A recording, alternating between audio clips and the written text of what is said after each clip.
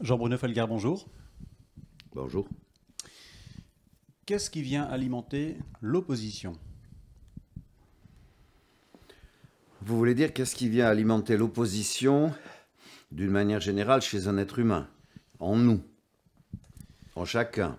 Qu'est-ce qui alimente l'opposition entre les personnes? Oui. Qu'est-ce qui alimente l'opposition à l'ouverture? Ce qui alimente l'opposition, que ce soit l'opposition entre les personnes, que ce soit l'opposition dans le cadre des polémiques politiques, ou que ce soit dans le cadre des débats sociaux, ce qui, d'une manière générale, sous toutes ses formes, alimente l'opposition, c'est que, par nature, nous avons un mental qui est toujours en opposition. Bon, c'est une chose un petit peu difficile à expliquer comme ça. Si vous voulez, nous sommes des créatures humaines soumises à des pressions psychologiques très très fortes. Nous avons un corps émotionnel affecté qui est bouillonnant, qui n'arrête pas de bouillonner, nuit et jour. Et nous avons un mental très très excité qui est comme une usine à produire des pensées, une espèce de turbine qui tourne tout le temps, qui ne s'arrête jamais. Le mental ne se fatigue jamais. Et effectivement, nous sommes très très identifiés à la fois à notre corps, très très identifiés à notre désir, très très identifiés à nos émotions. Nous sommes même addicts à nos émotions. Je pourrais même dire que la première addiction humaine, ce sont les émotions. Et effectivement, nous sommes pleins de désirs, c'est-à-dire nous nous projetons partout, nous nous projetons sans cesse, nous nous identifions à des tas de choses, nous nous identifions à des héros, nous nous identifions à des idéaux, nous nous identifions à des objets, nous nous identifions à la beauté d'une fleur qui nous séduit, nous nous identifions, nous sommes tout le temps en état d'identification. Finalement d'ailleurs, l'ego, mais ça je l'ai déjà dit, l'ego a un système de fonctionnement binaire extrêmement simple. Identification, projection, identification, projection, identification, projection. Voilà. Nous n'arrêtons pas de faire ça.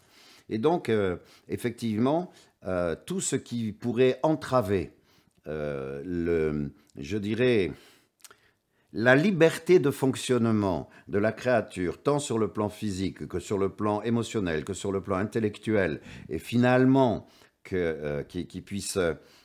tout ce qui pourrait freiner, tout ce qui pourrait empêcher cette pulsion désirante, très très puissante de la créature, tout cela, nous nous y opposons. Nous sommes tout le temps dans l'opposition. Mais il y a un autre plan que je voudrais évoquer. En réalité, pour ceux qui le savent, et pour ceux qui l'ignorent, ça ne change rien, remarquez bien.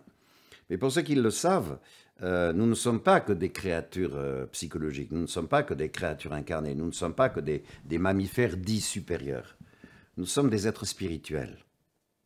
Je reviens souvent, je l'ai redit et je le redirai encore parce que cette définition de Teilhard de Chardin, elle est d'une telle simplicité, elle nous ouvre, je dirais, le chemin d'une compréhension tellement évidente quand il disait nous ne sommes pas des créatures humaines qui vivent une expérience spirituelle, nous sommes des êtres spirituels qui vivent une expérience humaine. Tout est là, tout se joue là. Parce que finalement, le fondement de notre opposition, ça démarre avec ce qu'on appelle la chute.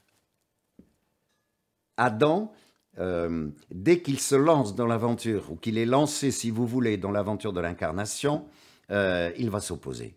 Il va s'opposer à la loi ontologique de l'amour. Il va s'opposer à Dieu. Le mental s'oppose à Dieu.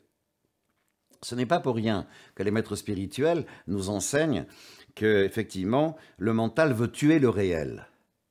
Voilà.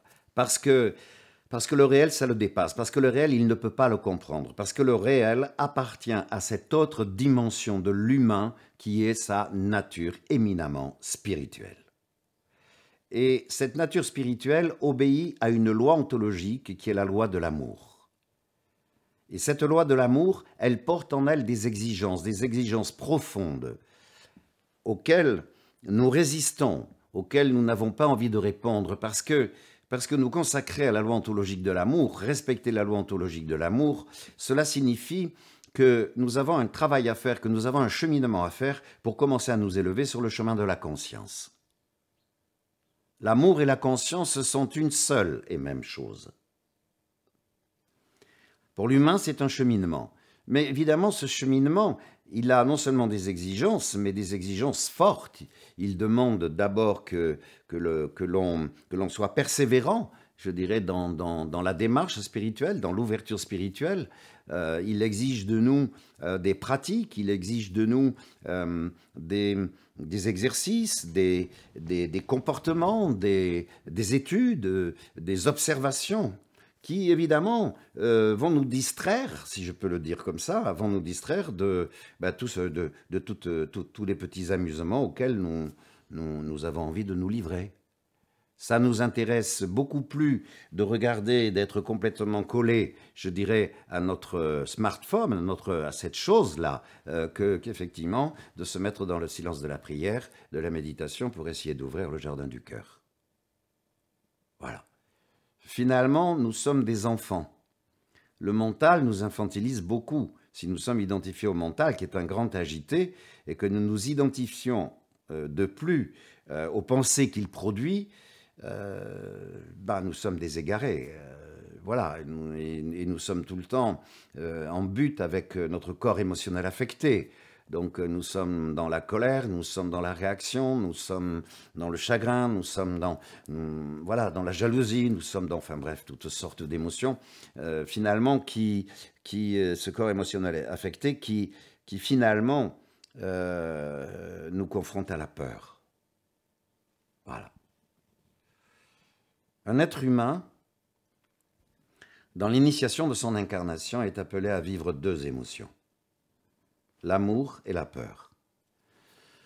L'amour dissout la peur. L'amour ne peut pas... La peur, par contre, excusez-moi, ne peut pas dissoudre l'amour. Mais la peur, c'est comme, vous savez, c'est comme une incitation. En tout cas, pour ceux qui veulent commencer à se libérer de la peur, qui veulent commencer à avancer, à se sentir plus légitime, à se sentir plus serein, qui ne veulent plus vivre sous le joug de la peur, ceux-là, effectivement, vont vivre la peur, consciemment, peut-être pas dès le début, mais très vite, comme une incitation, effectivement, à cultiver le jardin de l'amour. Parce que nous n'avons pas d'autre solution que l'amour, nous n'avons pas d'autre chemin que l'amour pour nous libérer de la peur. Et la peur, elle est à la source, je dirais, de toutes les confusions de ce monde. La peur, elle est à la source de tous les problèmes que nous rencontrons aujourd'hui. Je ne sais pas si vous l'avez vu, ou peut-être on en a même parlé, mais j'avais enregistré une vidéo sur le coronavirus il y a maintenant 12 ou 13 mois, enfin un peu plus d'un an. Absolument. Voilà, vous vous en souvenez. Bon, effectivement, outre le fait que je disais que ce coronavirus est un révélateur, il faut bien voir qu'il est vraiment une émanation de la peur. La voracité est une émanation de la peur. La volonté de puissance est une émanation de la peur. Le débordement qui fait que quelque part on va transgresser certaines lois de la société sont des émanations de la peur. Et ce virus est une émanation de la peur. Voilà. À l'instant où nous enregistrons cette vidéo, donc nous sommes dans un contexte dans lequel on parle de la vaccination, de l'obligation vaccinatoire, qui commence à créer beaucoup d'opposition dans la société française. En face de ces oppositions, eh bien, on commence à voir des mouvements qui sont des mouvements de colère, qui justement refusent ces obligations. Y a-t-il d'autres manières de faire que de descendre dans la rue ? Bon, écoutez, je vais d'abord préciser une chose tout de suite. Je ne m'engagerai pas dans un discours politique. Je ne fais pas de politique. La politique n'est pas mon domaine de compétence. C'est le domaine de compétence d'autres personnes qui en font leur vie, voilà. Il y aurait, sur le plan humain, il y a sans doute beaucoup de choses à dire, mais on va essayer, si vous voulez, de regarder, je ne me défile pas de votre question, on va essayer d'y répondre, c'est un peu prétentieux. Disons qu'on va essayer d'en dire quelque chose, et d'essayer de voir comment on peut effectivement parler de ces questions sans tomber dans le travers effectivement de l'opposition, de la dissociation et finalement je dirais, d'un débat totalement réducteur, je dirais, qui est devenu complètement binaire et qui effectivement passe complètement à côté de ce qui se passe réellement. Vous voyez, bon, j'entends comme tout le monde, effectivement, que on parle effectivement de gens qui sont pro-vaccins et de gens qui sont anti-vaccins. Voilà. Et le débat aujourd'hui se résume à peu près à ça, les pro-vaccins, les anti-vaccins.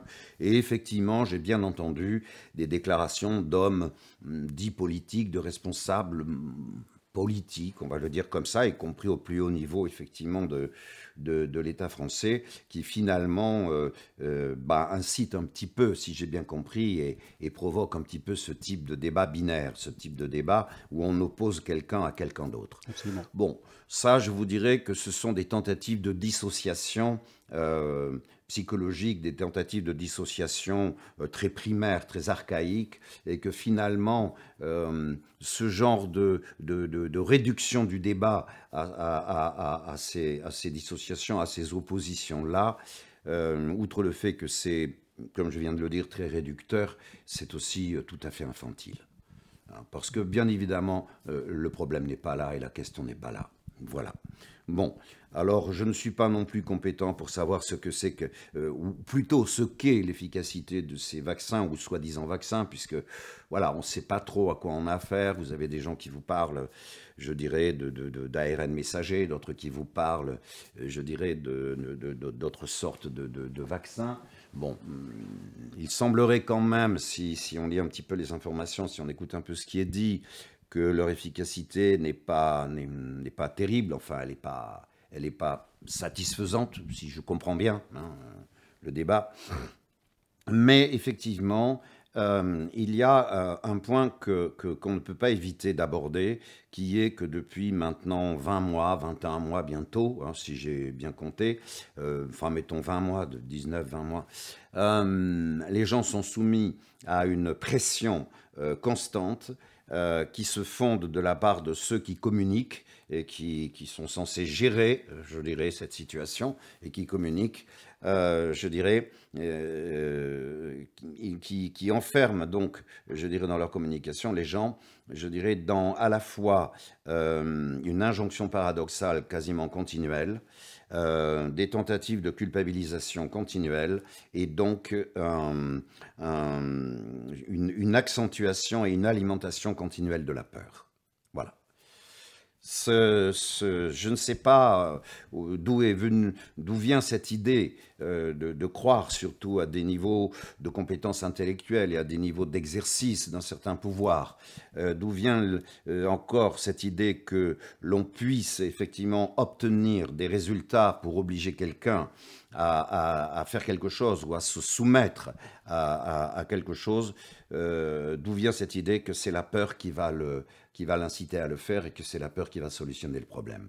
La peur est totalement infantilisante, la culpabilisation est totalement infantilisante et l'injonction paradoxale, c'est une manière de semer le trouble, je dirais, pour faire perdre son assurance, je dirais, et sa clarté d'esprit, je dirais, à la personne qu'on a décidé de manipuler. Pour ma part, j'ai l'habitude de dire que lorsque quelqu'un qui s'adresse à moi, qui m'adresse un discours, me tient donc un discours qui à la fois me culpabilise et éveille de la peur en moi, je sais, c'est un baromètre qui s'éveille tout de suite, et je sais immédiatement que j'ai affaire à quelqu'un qui me manipule. Bien. Est-ce que c'est par la manipulation que l'on peut gérer ce genre de crise internationale, planétaire, puisque ce virus, il a une qualité un peu particulière, c'est qu'il est universel. Bon, l'amour aussi est universel. Bon, bien, comprenne qui voudra, et que celui qui a des oreilles pour entendre, entende. Mais ce qui est certain, c'est que d'avoir raté, je dis bien raté, cette possibilité d'engager les personnes à mener le combat avec vous, en les responsabilisant, en leur expliquant qu'on ne peut rien faire sans eux, et qu'effectivement, par la responsabilisation, nous pouvons librement faire les choix et parler librement, je dirais, des orientations que l'on peut prendre pour le bien-être collectif. Je pense que si ce genre de discours avait été tenu, si ce genre de tentative de responsabiliser les gens avait été faite, avait été posée, les choses auraient pu être gérées avec beaucoup moins de violence, beaucoup moins de colère. Pourquoi? Parce que, bien sûr, aussi avec beaucoup moins de souffrance. Vous voyez, je vais vous donner un petit exemple de ce que je dis là. Prenons le cas d'un enfant de 5 ans qui sent qu'il y a beaucoup de disputes entre ses parents, que le couple va très mal, et effectivement, ce couple, dans le dos de l'enfant, en lui cachant les choses ou en essayant de les lui cacher, a bien décidé de se séparer, mais ne veut pas le dire à l'enfant, ou en tout cas le dire à l'enfant le plus tard possible. Bon. Il m'arrive dans mon cabinet de recevoir, ou il m'est arrivé de recevoir effectivement des couples, je dirais des parents en grande difficulté parce qu'ils ne s'aimaient plus, parce qu'ils ne s'entendaient plus, parce qu'ils ne pouvaient plus concevoir de vivre sous le même toit. Ils prennent donc la décision d'une séparation et ils ont un enfant de 5 ans. Bon. Et quelquefois, ils me posaient la question, ils me disaient, bon, ben écoutez, on le cache à notre enfant, on veut lui dire le plus tard possible parce qu'on ne veut pas l'inquiéter, on ne veut pas l'angoisser. Qu'est-ce que vous en pensez? Et chaque fois qu'on m'a posé ce genre de situation, j'ai fait la même réponse. J'ai d'abord dit à ces personnes qu'effectivement, s'ils croyaient que l'enfant n'avait pas tout senti, s'ils pensaient que l'enfant ne savait pas déjà qu'il y avait une rupture, je dirais, qui était en préparation, et s'ils imaginaient que ça échappait totalement à l'enfant, cette situation un petit peu dure, un peu tendue, je dirais, de rupture, eh ben, ils se mettaient le doigt dans l'œil jusqu'au coude. Parce que l'enfant, il a déjà tout vu, il a déjà tout compris, il a déjà tout senti. Mais, et c'est ça surtout que je voudrais vous dire, c'est que je leur disais, vous savez, tant que vous cachez ou que vous croyez cacher à cet enfant la situation dont il ne sait pas comment elle va tourner finalement, c'est ultra anxiogène pour lui. Par contre, si vous lui dites la vérité, alors l'enfant sait ce qu'il a à gérer. Et l'angoisse, elle va diminuer considérablement. Voilà. C'est de mener les gens par la peur, dans l'ignorance, je dirais par la culpabilité et de cette sorte d'obscurantisme où l'on laisse d'ailleurs passer des tas d'informations totalement contradictoires. Je peux vous dire que c'est complètement contre-productif. Sur le psychisme des gens et en termes de psychologie et d'émotion, c'est une véritable catastrophe. Et d'ailleurs, le niveau d'anxiété dans notre pays aujourd'hui, il a vraiment monté de plusieurs crans. Et je pense que nous commençons déjà dans certains cabinets, voilà, certains thérapeutes, certains praticiens commencent déjà à voir les effets délétères, je dirais, de cette façon de faire. Bon, ça, c'est un des aspects voilà, de ce qui peut créer beaucoup de colère, je dirais, beaucoup de frustration chez les gens. Et bien évidemment, il y a en plus de ça, dans les décisions qui ont été prises et qui sont très mal comprises, des décisions qui sont éminemment liberticides. Bon, c'est un terme très à la mode, etc. Bon, je ne suis pas en train de dire qu'il ne faut pas prendre des décisions draconiennes face à une situation qui est une situation difficile. Ce n'est pas ce que je suis en train de dire. Je dis juste qu'il ne faut pas traiter les gens comme des enfants. La culpabilité, c'est un fléau qui pourrit notre humanité depuis des siècles, qui pourrit nos sociétés depuis des siècles et qui pourrit la vie psychologique des individus depuis des siècles aussi. Et il n'y a rien qui puisse mettre un être humain plus en colère au bout d'un temps de vie que la culpabilité et le sentiment d'illégitimité qui est directement lié à la culpabilité. Le sentiment d'illégitimité crée une grande colère chez les gens. J'ajouterai à ça un point de réflexion tout simple, c'est que nous sommes des créatures humaines, nous sommes des mammifères dits supérieurs, et que les divers confinements, effectivement, ont mis les humains dans une situation qui est que la créature mammifère, la créature animale, elle s'est obligatoirement sentie en captivité. Mais ça, c'est une réaction naturelle. On ne peut pas empêcher ça, d'accord? Par contre, on peut peut-être le gérer, on peut peut-être le canaliser. Mais pour cela, il faut parler aux gens avec bienveillance. Il faut aussi vouloir travailler avec eux et pas sans eux. Voilà. J'entendais il y a quelques jours une déclaration de la chancelière allemande, Angela Merkel, voilà, qui disait elle ne poserait pas de vaccination obligatoire en Allemagne pour personne, ni pour d'ailleurs le personnel soignant. Voilà, et qu'elle elle ne suivrait pas la France donc sur ce terrain-là. Mais surtout, c'est ça qui m'intéressait. Elle disait, je préfère travailler avec les gens, je préfère effectivement voilà, voir avec eux comment on peut faire les choses. Je tiens à tenir la parole que j'ai posée, où j'avais déjà dit que je ne rendrais pas la vaccination obligatoire.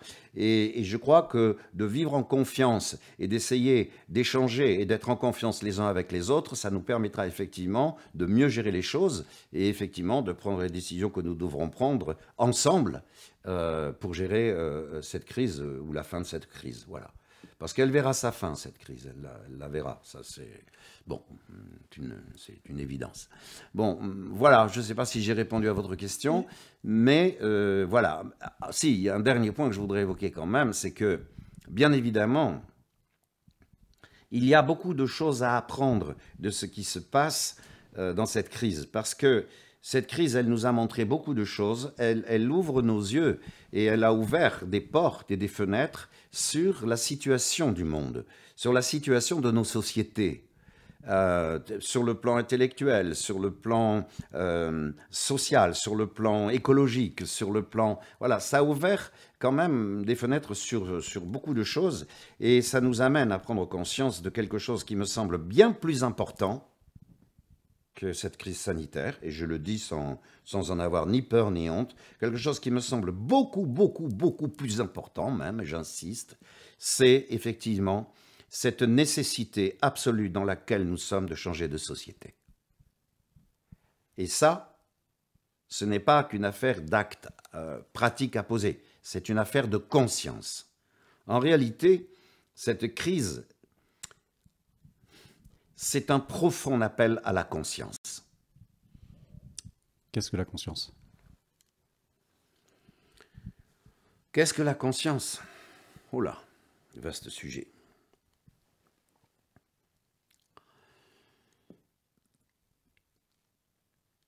La conscience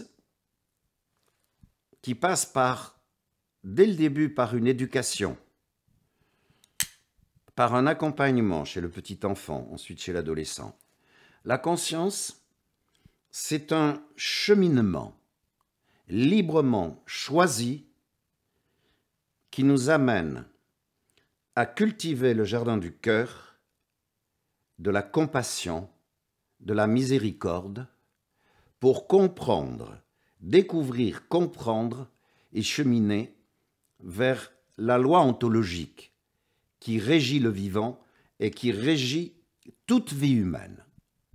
Et cette loi ontologique, c'est la loi de l'amour. Nous avons oublié cette loi.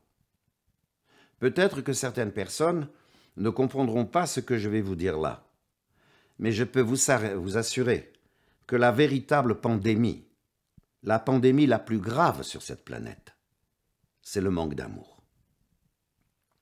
Ça a des conséquences absolument dramatique sur les comportements humains, que ce soit les comportements individuels ou que ce soit les comportements collectifs. Le cheminement de la conscience, il y a plusieurs hommes qui en ont très bien parlé. Vous avez par exemple un livre qui a été rédigé par un homme qui s'appelle Satprem, qui était, je dirais, le bras droit d'un maître spirituel qui s'appelle Sri Aurobindo, et qui a écrit un livre qui s'appelle Sri Aurobindo ou l'aventure de la conscience. D'accord? Je peux vous assurer, et je ne crains pas de me tromper parce que je ne me trompe pas, je connais ce dont je vous parle, parce que je chemine sur ce chemin depuis de longues années. Je peux vous assurer que la seule véritable aventure humaine, c'est l'aventure de la conscience. Et effectivement, ça peut paraître contradictoire et étrange, mais l'humain est appelé à vivre ces deux émotions apparemment contradictoires dont je vous ai parlé tout à l'heure, l'amour et la peur.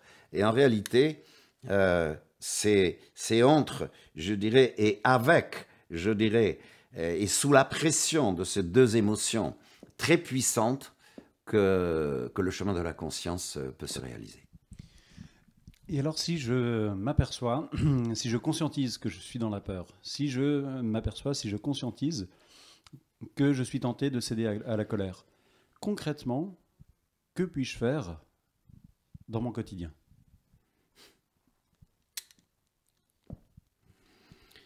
Comment puis-je La m'y prendre? réponse est tellement... La réponse. J'allais dire, la réponse est tellement simple.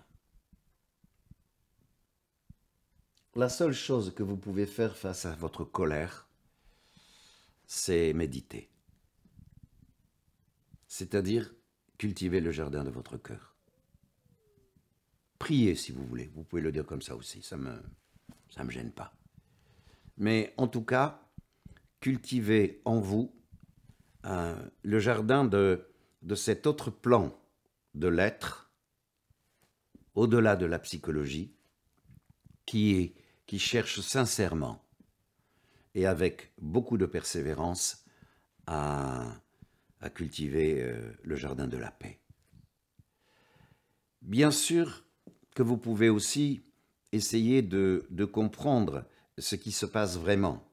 Il y a des choses qui nous mettent en colère. La colère est une réaction émotionnelle. Nous sommes souvent en réaction parce que nous sommes privés de ci, parce que ça ne marche pas comme on veut, parce qu'il y a l'automobiliste devant là qui roule à 30 à l'heure alors que j'ai déjà un quart d'heure de retard pour aller à mon bureau, bon, etc., etc. D'accord, il y a toutes sortes de réactions, on peut observer tout ça. Bon, et vous êtes certainement capable de le faire comme beaucoup de gens et de se dire, bon, il faudrait peut-être que je me calme un petit peu, il faudrait peut-être que je me pose différemment et que je commence déjà à être moins stressé, que j'apprenne à vivre un petit peu de manière plus posée, plus calme, que j'arrive à me raisonner et me dire, bon, bah, si j'ai un quart d'heure de retard, j'aurai un quart d'heure de retard. Bon, et c'est pas Ralentir un peu? dramatique. Hein? Ralentir un peu? Ben, c'est-à-dire que d'une manière générale, il y a une chose qui est un aspect sociétal aujourd'hui qui est redoutable, c'est qu'effectivement, nous vivons sous l'égide du stress. C'est-à-dire que le stress dans nos sociétés, dans notre société, est devenu un mode de fonctionnement. Et c'est dramatique, ça a des conséquences qui, sur le psychisme, ça a des conséquences sur notre santé. Il y a d'ailleurs de plus en plus de burn-out, ce n'est pas pour rien. Il y a de plus en plus de dépression et effectivement de désespoir. Bon, voilà, c'est le stress. Le stress nous détruit, hein, ça nous détruit complètement. Ça maintient en nous des tensions qui deviennent insupportables et qui fait que nous devenons très très irritables et qu'effectivement la colère elle est presque chronique. Voilà. Mais vous voyez qu'il y a bien quelque chose dans notre mode social, dans notre société, dans notre mode de vie qui ne va pas du tout. Bon, mais ce n'est pas nouveau, je sais bien, j'enfonce des portes ouvertes là, mais je ne pense pas que ce soit inutile de le rappeler. En tout cas, face à la colère, vous vous posez 5 minutes, vous respirez, vous faites un petit exercice de respiration, voilà, et puis vous faites une petite méditation, etc. Vous regardez ça, et puis vous décidez effectivement de vous désidentifier, voilà, de ce corps émotionnel affecté, donc qui s'exprime par la colère. Voilà. Et effectivement, après, selon le motif de la colère, il y a possibilité de faire toute une investigation et de regarder si ça valait le coup, ou qu'est-ce qui se passe vraiment, ou qu'est-ce que je ne supporte plus, ou est-ce que je ne... Voilà. Mais si vous revenez effectivement aux éléments de colère qui frappent aujourd'hui beaucoup d'individus dans le contexte effectivement de cette crise sanitaire, c'est vrai que de priver la créature humaine de beaucoup de ses libertés, de la traiter, je dirais, de manière infantile, voilà, avec des injonctions un peu péremptoires, de la mettre en difficulté dans tous les domaines, je dirais, de sa vie sociale, que ce soit professionnel, que ce soit privé, que ce soit... il est évident que ça fait monter des tensions, des peurs et des stress énormes et que les colères explosent, et que la colère explose. C'est difficile de demander à des personnes qui sont soumises à des pressions pareilles, voilà, de prendre le temps, voilà, de faire une petite méditation, une petite prière pour se calmer, parce qu'ils sont en rage. Et effectivement, c'est juste le signe que leur vie ne leur convient plus, et puis que le mode de vie dans lequel nous sommes pris n'est pas viable. On ne peut pas continuer comme ça. Mais dans le fond, lorsqu'on développe, je dirais, des temps de vie spirituelle suffisamment ouverts et que l'on commence à avancer sur le chemin de la conscience de ce qu'est vraiment notre être humain, nous apprenons beaucoup de choses sur le fondement même de notre existence et de notre présence dans ce monde. Et il y a moyen, effectivement, à la fois de freiner beaucoup de choses, de prendre beaucoup de distance, de commencer à stopper les projections, de s'identifier beaucoup moins, de ne plus coller aux idéaux, aux idéologies ni aux idéologues, et de commencer effectivement à se considérer soi-même comme autre chose qu'un animal social. Ça aide énormément. Je peux vous assurer que dans la traversée que nous vivons aujourd'hui, les personnes qui ont une vie spirituelle souffrent beaucoup moins que ceux qui n'en ont pas. Et c'est-à-dire prendre un moment chaque jour pour se séparer de l'agitation, se calmer, se relaxer, se détacher de toute la toxicité ambiante? Très franchement, je ne sais pas comment les hommes et les femmes dans cette société aujourd'hui font pour entrer dans leur journée, voilà, démarrer leur journée sans avoir pris un temps de paix pour se poser dans un lieu de paix en eux-mêmes. Bon, de quoi est-ce que je suis en train de parler? Je suis en train de parler du fait que je suis debout tôt le matin. Voilà, je me lève, je prends ma douche, et j'ai un temps qui est un temps qui dure entre 1h30, 1h50, tous les matins avant de démarrer ma journée, avant mon petit déjeuner, avant quoi que ce soit. C'est un temps d'ailleurs pendant lequel tout le monde sait que c'est pas la peine de venir me parler, c'est pas la peine de venir me déranger, c'est pas la peine de me parler de qui que ce soit qui vient livrer quoi que ce soit. Bon, c'est tôt le matin, en général, je suis pas dérangé, mais c'est pas la peine parce que c'est un temps totalement sacré qui est consacré à la méditation, qui est consacré à ce que j'appelle la cultivation du jardin du cœur, et effectivement de m'installer dans ce lieu de paix que je trouve au cœur de mon être, avec lequel je maintiens un contact permanent. Voilà, je me sens aujourd'hui, je ne vois pas comment je pourrais être capable de démarrer ma journée sans avoir installé ce lieu de paix en moi-même, ce lieu de prière, ce lieu de rencontre avec la paix, ce lieu de rencontre avec l'amour, avec la sensation de l'amour, avec l'énergie de l'amour. D'ailleurs, ce moment-là, je l'ai appelé le rendez-vous amoureux. Voilà, et dans la journée, j'entrecoupe, je dirais, par des petits temps comme ça, de petites méditations très rapides. Voilà, et le soir, avant d'aller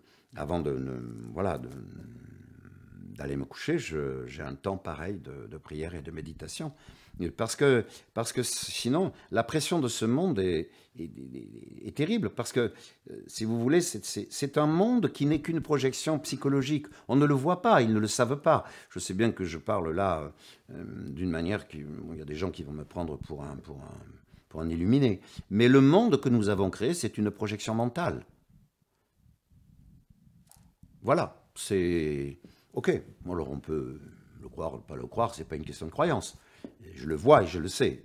Ce monde est une projection mentale qui ne satisfait qu'aux agitations, à l'avidité, à la voracité et à l'infantilisme de cette créature qui a toujours besoin de se fabriquer de nouveaux jouets, de nouveaux... Voilà. On a créé une économie de marché complètement délirante. Bon, l'obsolescence programmée, c'est un délire total. Vous voyez bien que cette société d'hyperconsommation, elle n'a plus aucun sens. On a pratiqué des politiques, on a incité des politiques de natalité pour faire des soi-disant belles familles, ou alors on a écrit des beaux idéaux autour de ça, etc. Mais c'est juste pour fabriquer des marchés. Sauf que là, on est arrivé au point de rupture. On est arrivé au point de rupture.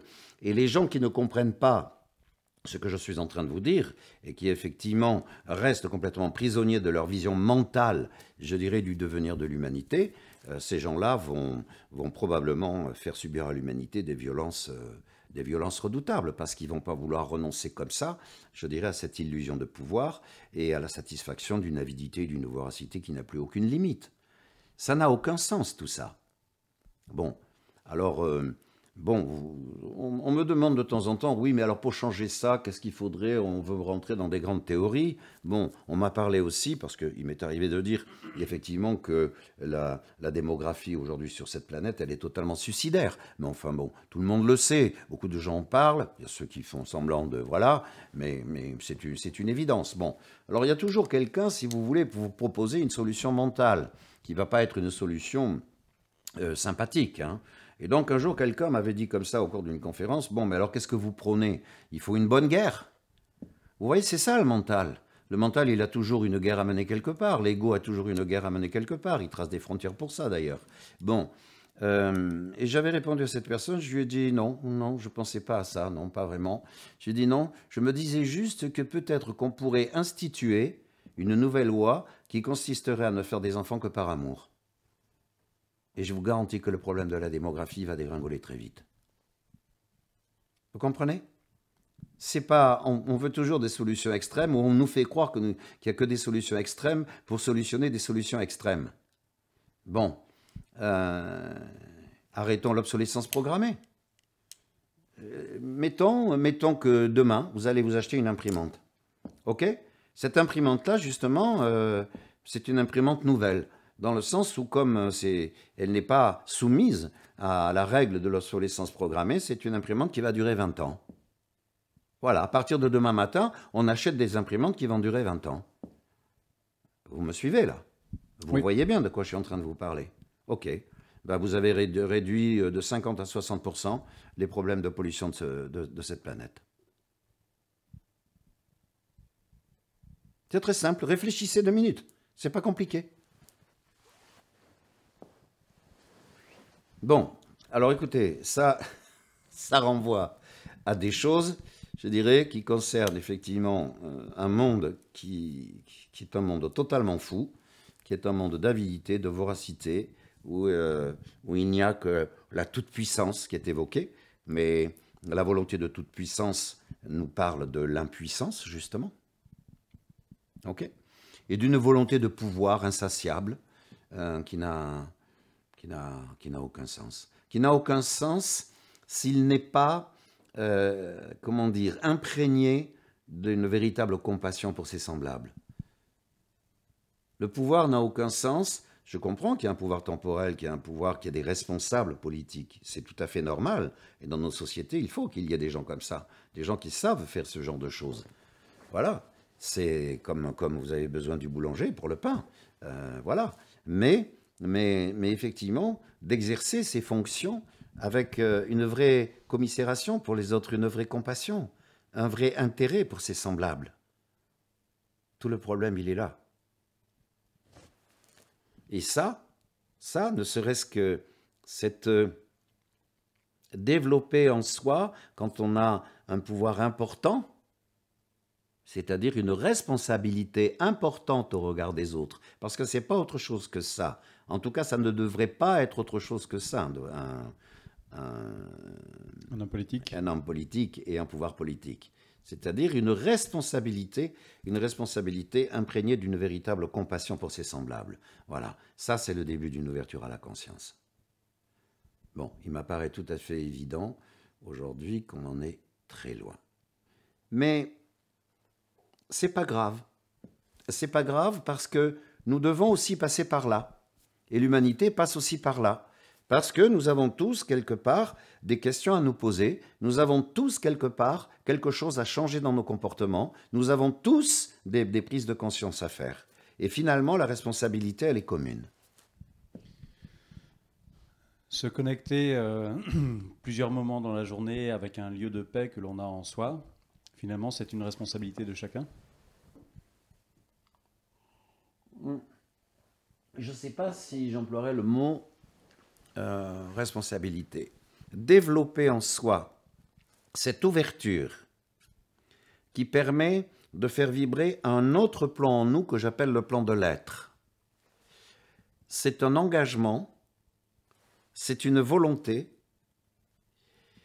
qui ne concerne que la personne qui a décidé de prendre son bâton de pèlerin et de faire ce chemin. Et c'est de sa responsabilité aussi, effectivement. Maintenant, qu'il y ait des êtres humains, et je pense qu'il y en a beaucoup aussi, qui ricanent, je dirais, de voir certains gens, certaines personnes, je dirais, avoir une vie et développer une vie spirituelle, qui se gaussent, qui se moquent peut-être un petit peu, ou qui prennent, je dirais, les personnes qui ont une vie spirituelle forte pour des illuminés. C'est pas grave. C'est pas grave, c'est pas important. C'est pas important, c'est même pas important du tout. Vous savez, tous les êtres humains sur cette planète sont une singularité d'un seul et même être humain. Nous ne voulons pas le comprendre, nous ne le voyons pas. C'est pas grave, parce que ça ne change rien au fait. Nous sommes 7 milliards de singularités qui constituent un seul et même être humain. Nous sommes donc tous, que nous le voulions ou pas, co-responsables de cet être humain. Et rien n'empêchera que les singularités qui poussent à l'émergence de l'amour dans la conscience humaine ne puissent pas faire leur travail. Nous sommes issus de l'amour, nous sommes destinés à l'amour. Cette chose, personne ne peut et ne pourra jamais l'empêcher. Je ne veux pas aller trop loin dans l'évocation de certaines choses qui sont des expériences spirituelles que je vis ou que j'ai vécues. Puis je ne veux pas non plus être un individu incompréhensible. Je veux parler de choses simples. Mais même si nous ne le savons pas, inconsciemment, beaucoup de gens le sentent. Beaucoup de créatures humaines ont l'intuition de ce que je vais vous dire là. En réalité, notre aventure, c'est une aventure de la conscience, comme je le disais tout à l'heure, c'est une aventure spirituelle. Et effectivement, nous avons tous en nous un lieu où se situe ce que j'appelle la présence. Ce lieu, c'est le tabernacle du cœur. Et au cœur du tabernacle du cœur, il y a l'énergie de cette présence qui crée tout, qui a tout créé, qui a créé les univers, qui a créé les atomes.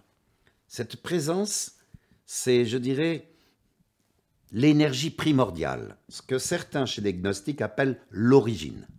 Voilà. Il y a une parcelle, peut-être microscopique, de cette présence dans le tabernacle de notre cœur. Elle a un rayonnement d'une puissance incroyable et toute créature humaine qui en a l'intuition et qui un jour décide, ne serait-ce que de se mettre tout à coup dans une petite prière, sous la pression peut-être d'un événement qui l'a beaucoup fait souffrir, pour éveiller dans son cœur le rayonnement de cette présence, toute créature qui fera ça, elle rencontrera l'émanation de cette présence. Vous disiez que vos pratiques durent 1h30, 1h40, voire plus le matin. Oui. Si je n'ai que 5 minutes, ça vaut le coup? Ce sont 5 minutes en or.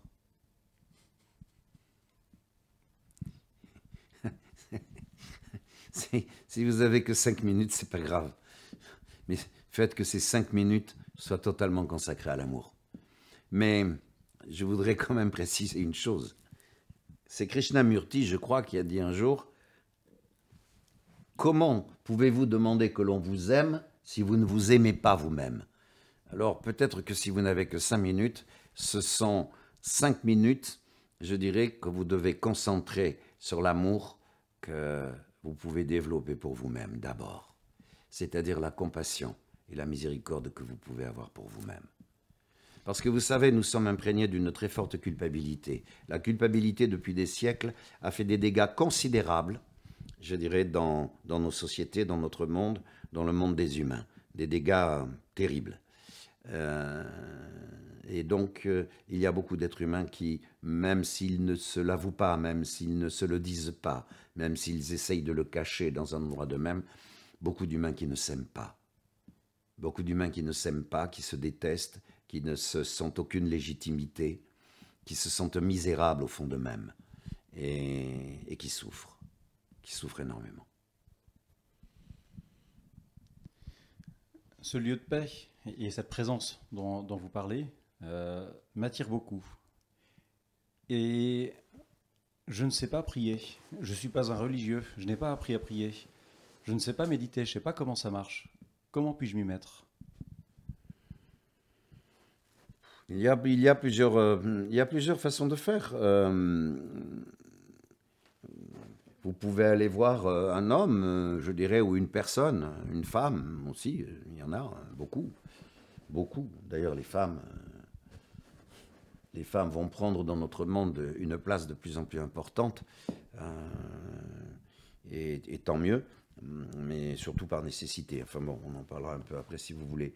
Non, des personnes qui cherchent à trouver effectivement une aide pour prier, pour méditer, pour commencer à s'ouvrir, je dirais, aux valeurs de ce que j'appelle l'amour. Il faut aller voir quelqu'un qui fait des conférences ou qui parle de ça, des gens qui proposent un travail, on peut rencontrer des maîtres spirituels, on peut aller voir toutes sortes de personnes, peut-être des amis même, qui eux sont dans la prière et dans la méditation. On peut aller voir des mentors, des gens qui développent des techniques de méditation et commencer. Voilà, non, si on souhaite faire un cheminement, c'est pas difficile. Il y a beaucoup plus de il y a beaucoup plus de cheminement spirituel qu'on ne le croit dans ce monde. Il y a une poussée spirituelle humaine qui est très très forte, même si on n'en parle pas beaucoup, même si des gens font beaucoup de bruit pour qu'on ne les entende pas. De toute façon, ils n'ont pas trop envie qu'on les entende, ils sont plutôt discrets. Voilà, parce que le tapage du mental et le vacarme du mental, ça ne les intéresse pas. C'est pas quelqu'un qui veut réellement entamer une démarche spirituelle, il trouvera toujours. Voilà. Bon, étant bien entendu que je ne fais pas de confusion entre religiosité et spiritualité. C'est la question que j'allais vous poser. Bon, non. Bon, je ne dis pas que on ne peut pas contacter un prêtre et voilà, qui appartient à telle ou telle confession, ou un imam, ou je dirais un représentant un rabbin, bon, peu importe, ça n'a aucune importance. Bon, en tout cas, pour moi, tout ça, c'est la même chose. Hein, je suis quelqu'un qui vit dans l'universalité et pas dans la dissociation, et encore moins dans la discrimination. Bon, mais je ne confonds pas religiosité et spiritualité. La spiritualité, c'est quelque chose de totalement universel. La religiosité, c'est une confession particulière, dans un contexte particulier, avec certaines idéologies particulières, où on prône certaines différences, et qui ont même amené à des guerres fratricides, meurtrières, terribles, notamment chez nous les guerres de religion, qui ont été une véritable atrocité. Bon, ça c'est toujours le mental, ça c'est toujours l'ego, ça c'est toujours, je dirais, la même projection, la même volonté de pouvoir, d'avidité, c'est de la politique, voilà, ça n'a aucun intérêt. Voilà. Mais non, vraiment, ou plutôt oui, une personne qui cherche réellement à cheminer, elle trouvera toujours. Sur la question de l'amour, je voudrais ajouter ceci. Je voudrais dire ceci. Cultiver le jardin de l'amour, cheminer vers la loi ontologique de l'amour, ce n'est pas, à proprement parler, une option pour l'humanité. C'est une nécessité vitale. On ne pourra pas échapper à la nécessité absolue pour l'être humain de retrouver les racines ontologiques de l'amour. Annick de Souzenel parle et notamment dans son dernier livre, Le Grand Retournement, elle parle dans Le Grand Retournement, de la nécessité pour les humains aujourd'hui de se déraciner de leur terre animale pour se réenraciner dans leur terre spirituelle. Bon, c'est un raccourci qui, en fin de compte, est une histoire archimillénaire. Il y a un point de départ à tout ça, c'est l'avènement de l'humain sur cette planète. Et effectivement, il y a un point d'arrivée qui est ontologique et qui est effectivement de retrouver notre véritable image, notre véritable identité qui est éminemment spirituelle. Ce cheminement pour ce qu'on appelle l'Adam, l'Adam étant homme et femme, contrairement à ce que certaines traductions ont voulu faire croire. Bon, enfin, je ne vais pas rentrer dans les détails parce qu'il faudrait que j'explique trop de choses et on n'a pas trop le temps. Ce cheminement initiatique, parce que c'est un cheminement initiatique, c'est le chemin voulu pour nous afin d'accéder à cette fameuse conscience. C'est-à-dire d'accéder au pinacle, je dirais, de la révélation de l'amour. Donc tout ce qui arrive dans notre humanité depuis des siècles et des siècles et des siècles, tout ça fait partie du cheminement. Et les épreuves les plus dures ne sont pas des malédictions à proprement parler, telles qu'on en parlait au Moyen-Âge ou à d'autres époques. C'est simplement des étapes à franchir qui sont effectivement douloureuses et qui sont d'autant plus douloureuses que le mental s'oppose à ce cheminement. Vous parliez tout à l'heure d'opposition, voilà, c'est là. Il s'oppose. Il faut bien comprendre que le mental et ce que nous appelons l'ego ne sont pas invités au banquet de Dieu.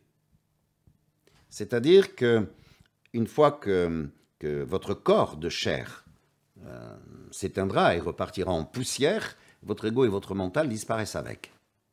Mais pas l'être. Pas l'être que ce corps a véhiculé. OK ? Et vous vous retrouverez effectivement libéré de la prison du corps dans un plan de conscience qui sera celui, effectivement, vers lequel vous aurez cheminé. Et peut-être que vous vous réincarnerez. Et que vous continuerez l'aventure. Mais en tout cas, l'aventure de l'incarnation humaine, c'est une aventure, effectivement, qui nous amène à passer plusieurs paliers de conscience et à réaliser petit à petit ce que Jésus appelait en nous le Fils de l'homme. C'est-à-dire un être totalement conscient qui est parti de son origine pour rejoindre en conscience son origine. Et ce cheminement-là passe effectivement par un moment de transition qui est ce déracinement de notre identification à notre nature animale, mais qui fait partie complètement de l'expérience de l'incarnation. Comme d'ailleurs la confrontation avec le mental et l'ego. C'est tout à fait nécessaire, ça fait partie de l'initiation. Donc ce déracinement se fait, et effectivement, replacer ce mental redoutable, je dirais, dans le plan dans lequel il doit rester, c'est-à-dire le plan d'un serviteur, et pas d'un pharaon, et là aujourd'hui il se prend vraiment pour un pharaon, alors que c'est un serviteur d'ailleurs extraordinaire, c'est un outil absolument fabuleux. Bon, je ne sais pas si vous avez déjà essayé, comme ça, vous fermez les yeux, méditez un petit peu, et puis comme ça, vous observez de manière tout à fait neutre ce que c'est un mental, vous le regardez fonctionner. Je vous assure que quand vous voyez ça, vous vous dites, mais qui a pu créer une telle intelligence? C'est absolument... Mais ce qu'il y a, c'est que nous sommes, en tant que créatures, totalement identifiés à cette intelligence, et nous en avons fait un outil, je dirais, de toute puissance et de déification de nous-mêmes. Il est où le problème de notre humanité aujourd'hui? C'est que le mental veut remplacer Dieu.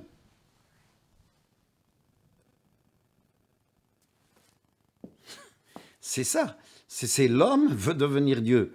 Alors je ne dis pas qu'il n'est pas destiné à devenir un dieu, si d'ailleurs, mais pas dans le contexte de l'incarnation humaine et pas de la façon dont le mental le voudrait.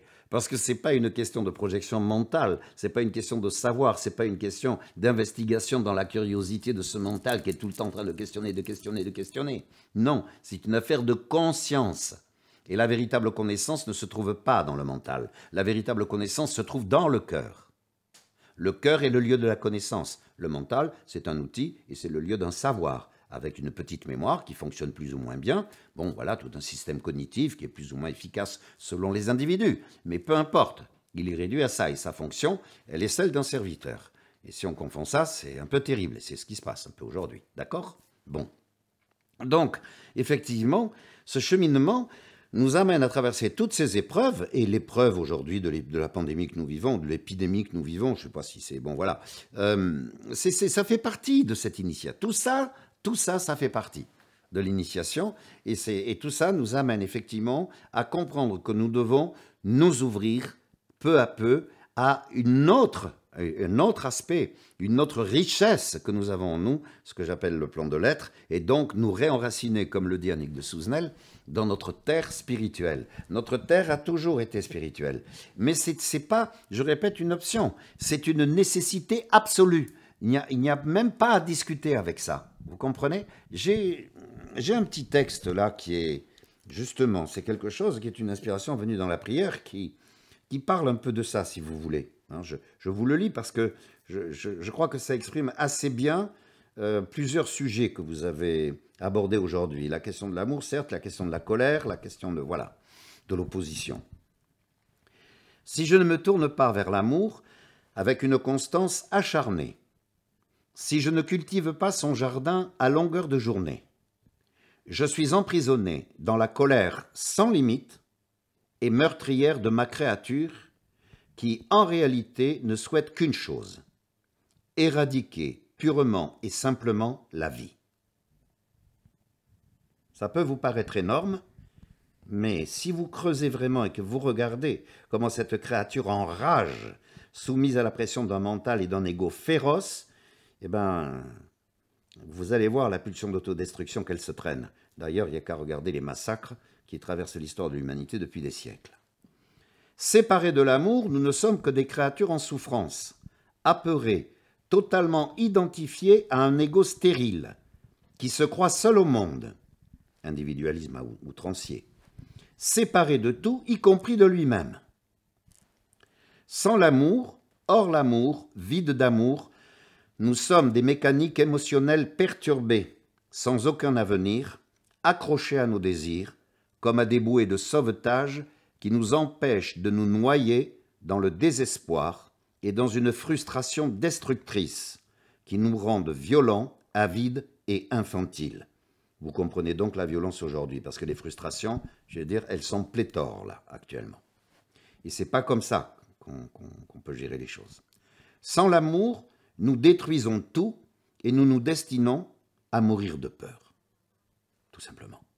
Sans l'amour, nous sommes totalement aveugles, inconscients et inutiles.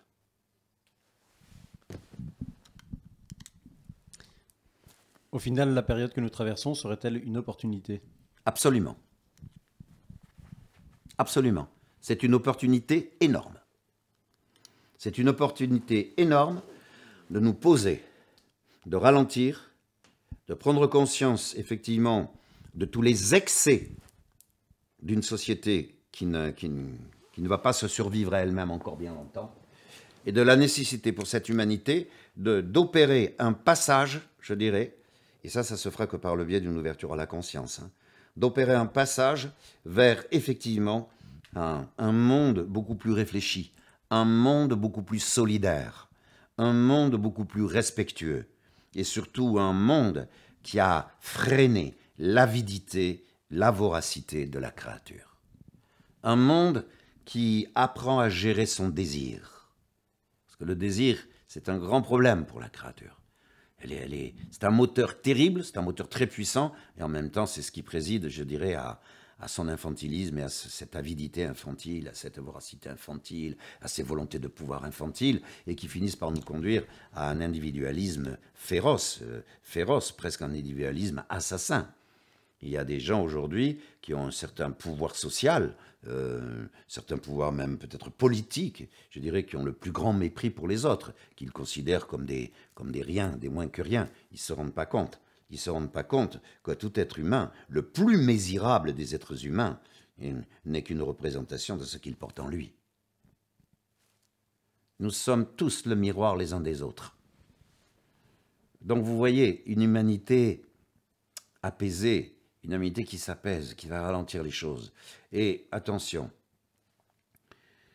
quelqu'un un jour m'a envoyé une vidéo, je dirais, sur une écologie de bonne aloi qui devait se mettre en place, je dirais, qui prônait effectivement qu'on commence, je dirais, à faire nos petits besoins dans des trous qu'on creuse dans la terre, qu'on s'habille avec des peaux de bêtes, qu'on fasse l'école sur une planche de bois à nos enfants à la maison. Bon, il ne s'agit pas de ça du tout. Hein, je ne crois pas du tout à ce genre de choses. Voilà, il ne s'agit pas, je dirais, de freiner, comment dire, d'annuler les bienfaits de la technologie. Il ne s'agit pas de ne plus avoir une jolie maison. Il ne s'agit pas de ne plus pouvoir s'acheter une jolie voiture ou un bel objet ou un beau meuble. Non, il ne s'agit pas de ça. Il ne s'agit pas de renoncer à l'informatique, je dirais, ou à la télévision. Non, il s'agit d'en faire une utilisation différente qui soit au service de l'homme et non pas l'homme asservi à la technologie qu'il a créée. Or, aujourd'hui, nous sommes devenus des esclaves. Nous sommes totalement asservis à la technologie que nous avons créée et c'est tellement vrai que ça devient ultra, ultra, ultra dangereux. J'aime beaucoup d'ailleurs le livre qu'a écrit Monsieur Desmurger, je crois qu'il s'appelle, qui s'appelle La fabrique du crétin digital. Voilà. Bon, nous fabriquons de merveilleux outils et nous en faisons une utilisation complètement infantile et totalement négative et destructrice. Voilà. Tout ça parce que nous sommes avides, infantiles, voraces et que nous voulons exercer une espèce de pouvoir, je dirais, un peu délirant sur les autres. Mais tout ça, tout ce comportement, tous ces comportements de la créature, je voudrais conclure là-dessus parce que c'est très important. Ça s'enracine dans la peur. Comprenez bien que tous les comportements déviants de la créature humaine sont liés au fait qu'ils s'enracinent dans la peur. La créature humaine a peur. Elle a terriblement peur. Et elle est dès le jour de son expulsion du ventre de sa mère, elle est confrontée à la peur. La peur fait partie de l'épreuve. Voilà, c'est pour ça que je vous dis, la peur peut devenir, chez un être qui grandit, qui devient adulte, une incitation par le biais, je dirais, d'une responsabilisation totale, et une incitation effectivement à cultiver le champ de l'amour. Voilà. Et l'amour cultive totalement de la peur. Je me souviens une nuit en songe, j'avais été réveillé comme ça, et il y a cette chose qui était venue, ça m'arrive de temps en temps de recevoir des phrases, des choses comme ça, et ce qui était venu, c'était cette phrase qui disait « Ne doute pas, sens dans ton cœur l'onde d'amour qui te crée à chaque instant. Alors, la peur s'efface. » Voilà. Alors, on n'a pas encore tout à fait fini. Que se passe-t-il lorsque la peur s'efface? Qu'y a-t-il derrière? Non, vous savez quoi? Non, je ne veux pas vous gâcher la fête. Je ne veux pas vous gâcher la fête. Je vous laisse la surprise. Je vous laisse découvrir la surprise. C'est une surprise. Mais c'est... Vous savez, une créature humaine, c'est magnifique. C'est magnifique. Et l'être humain est destiné à une ouverture qui est un émerveillement que je ne peux pas décrire. L'humain est capable de beaucoup plus de choses qu'il ne le croit. L'être humain est capable d'infinitude. Il est capable d'infini. Je ne sais pas si vous comprenez ce que je veux dire. Il est capable d'éternité. L'être humain, finalement, il est capable de tout, à condition de s'éveiller à cette perle d'amour qui a été déposée dans le tabernacle de son cœur. Voilà. Jean-Bruno Falguer, merci pour cet entretien. C'est moi qui vous remercie. À très bientôt. Au revoir.